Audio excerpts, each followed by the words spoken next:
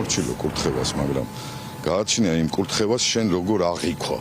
ანუ უნდა შეეშვათ ექიმი ამას ამბობთ თქვენ თუ რა თქმა უნდა შეეშვათ ჩემი აზრით. ასე ფიქრობს ნარიმან მაქარაშვილის იგივე ბერი ნიკოლოზის სამძიმარზე მოსული ოჯახის ახლობლებისა და მრევლის უმრავლესობა. ზუსტად რა გახდა გარდაცვალების მიზეზი უცნობია. ოჯახმა და მისმა მიმდევრებმა ექსპერტიზის ჩატარებაზე უარი თქვეს. გუშინ საღამოს ბერი საცხოვრებელი სახლიდან საბურთალოზე პირდაპირ სარიტუალო დარბაზში გადმოასვენეს. დღეს ადგილზე არ გამოჩენილან ადამიანები, რომლებიც 9 აპრილის შემდგომ მისი სახლის კართან იდგნენ და ექიმს შესვლას უკრძალავდნენ მიზეზით, რომ მამაოსგან კურთხევა არ ჰქონდათ. ნარიმას რა სიჭირდება თქვენი ექიმობა? ეში თქვენ იტყვით. 12 მოწამეობრივი ცხოვრებით ცხოვრობდა და მოწამეობრივად აღესრულა. ჩვენ მაგათი საქციელების შეფასება რო დავიწყოთ, შეიძლება ეს ვინმეს აინტერესებს. იმიტომ რომ მე მონათლავენ რომ ეს არის სექტა, ეს არიან არანორმალურები, აი ვიღაცა დაინტერესებული ამით. წყარო არსებობს, დაახლოებით გრძნობთ ჩვენ. გრძნობთ, უმრავლესობა გრძნობთ, რომ ეს არის აბსოლუტურად მართული. ხალხი ვინც ეგ იყვნენ ნაკლებ გულისხმიერები. არ იყვნენ ფაქიზები, არ ესმოდათ სრულად ბერის და უბრალოდ წირავდნენ ადამიანს. ჩემი აზრი ესეთი არის. წირავდნენ ესეთ დღეში მყოფ ადამიანს, რომელსაც ყველაფერი გამეტებული ქონდა, როგორც უკანასკნელმა მეომარმა უკანასკნელი ამოსუნთქვა. თქვენ ერდება ახლა რაღაც ინფორმაციები, რომ ეს ძალიან მრევლს უნდა რომ მასთან არ შესულიყო ექიმი, ეს ასე არ იყო, რა თქმა უნდა. ანუ ნაწილიც არ იყო, ეს იყო სულ ამოდენიმე ადამიანი, რომელმაც ასე ვთქვათ, გადაწყვიტა, რომ მამა ნიკოლოსთან არ უნდა შესულიყო ექიმი. როგორც ირკვევა მრევლის მეორე ნაწილს, რომელიც მიიჩნევდა, რომ ბერს სამედიცინო დახმარება სჭირდებოდა, ამის რამდენიმე უშედეგო მცდელობა ჰქონდა.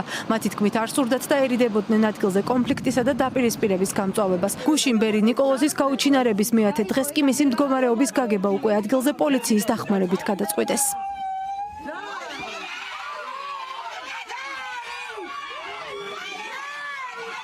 მრევლს შორის იყო დაპირისპირება, იმიტომ რომ მიყვანილი ხომ ყავდა ნაწილს და ნაწილი არ უშვებდა როგორც მიუხვდა. ესე ამბობენ, მეც მასე გავიგე და აგერ მოვედი.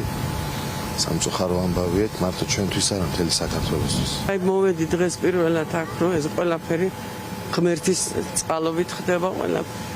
დიდება ღმერთს. არ ვიცი შვილო, რო ვიცოდე გეტყვით. ახლა დღეს მოვედი და მე თვითონ გაოგნებული ვარ მარტო ქრისტე აღდგამკვდრეთით სიკვდილით და სიკვდილისა დამთრგუნველი დასაფლავების შინათა ცხოვრების მიმნიჭებელი. ამას გალობდი, მეტი არაფერი არ არის. მიუღებელი სამედიცინო დახმარება თუ სამართალდამცავი უწყებების გულგრილობა რა შეიძლება ყოფილიყო გარდაცვალების მიზეზი დაუდგენელია.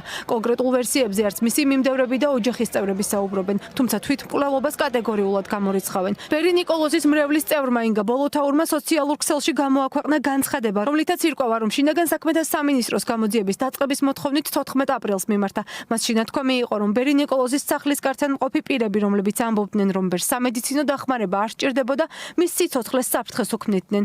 როგორც ინგა ბოლოთაური პირად საუბარში ამბობს, მის განცხადებას საგამოძიებო უწყებიდან რეაგირება არ მოჰყოლია. გამოძიება მხოლოდ გუშინ, მას შემდეგ დაიწყო, რაც ნიკოლოზ მაქარაშვილის საცხოვრებელ სახლში გარდაცვლილი იპოვეს. ინგა ბოლოთაურის გამოკითხვაზე მხოლოდ ახლა დაიბარეს.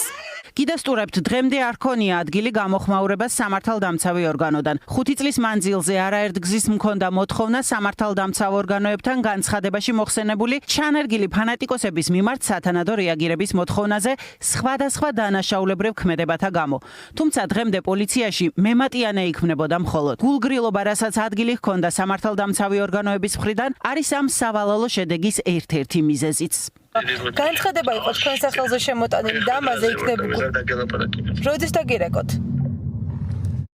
კიდევ ერთი მნიშვნელოვანი საკითხია, თუ სად იქნება ბერი ნიკოლოზის უკანასკნელი განსასვენებელი. დღეს მისი მცხეთაში დაკრძალვის თხოვნით საპატრიარქოს მისმა მრევლმა და ოჯახის წევრებმა მიმართეს, რაზეც უარი მიიღეს. საპატრიარქოში ამბობენ, რომ მათ ბერის მახათას მონასტრის მიმდებარედ დაკრძალვა შესთავაზეს იქ, სადაც სასულიერო პირების სასაფლაო იქნება. საბოლოოდ რა გადაწყვეტილებას მიიღებს ოჯახი ჯერჯერობით უცნობია.